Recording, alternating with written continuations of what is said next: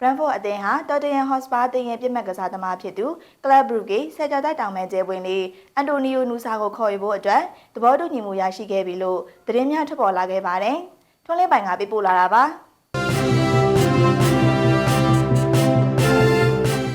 Brentford အသင်းဟာ Tottenham Hotspur အသင်းရဲ့ပြစ်မှတ်ကစားသမားဖြစ်တဲ့ Club Brugge ဆယ်ကျော်သက်တောင်ပန်ကျယ်ပွင့်လေးအန်တိုနီယိုနူဆာကိုခေါ်ယူဖို့အတွက်သဘောတူညီမှုပါရရှိသွားခဲ့ပြီဖြစ်တယ်လို့သတင်းများထွက်ပေါ်လာခဲ့ပါတယ်။2021ခုနှစ်ကမှဘယ်လ်ဂျီယန်ထိပ်သီးကလပ်ဘရူဂေကိုရောက်ရှိလာခဲ့တဲ့ Talented Player ကစားသမားနူဆာကိုဥရောပထိပ်တန်းအသင်းကြီးတွေက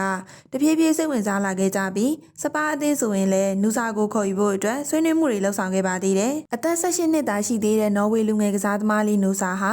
ညာရှည်တန်းဘဲတောင်မှန်ကစားသမားတအုပ်ဖြစ်ပြီးလက်ရှိရာသီမှာလည်းကလပ်ဘရူဂေအသင်းအတွက်ပြိုင်ပွဲစုံ28ပွဲကစား4ဂိုးသွင်း3ဂိုးဖန်တီးပေးထားနိုင်ခဲ့ပါတယ်။လက်ရှိအချိန်မှာမထင်မှတ်ထားတဲ့အနေအထားနဲ့ Brentford အသင်းကနူဆာကိုခေါ်ယူဖို့အတွက်သဘောတူညီမှုတွေရရှိသွားခဲ့ပြီဖြစ်ပြီးနူဆာအတွက်ပြောင်းရွှေ့ကြေးကိုယူရိုတန်30တန်ပက်ကေ့အထိပါအသုံးပြုသွားမှာလည်းဖြစ်ပါတယ်။နူဆာဟာလာမယ့်နွေရာသီမှာသာ Brentford အသင်းနဲ့စတင်ပူးပေါင်းနိုင်မှာဖြစ်ပြီး Brentford အနေနဲ့ကတော့လုံးဝကို potential ရှိလာတဲ့လူငယ်ကျဲပွင့်တဦးကိုဥရောပထိပ်သီးအသင်းတွေထက်လက်ဦးမှုရယူကာခေါ်ယူနိုင်တာဟာအားရစရာဖြစ်စေပါတယ်။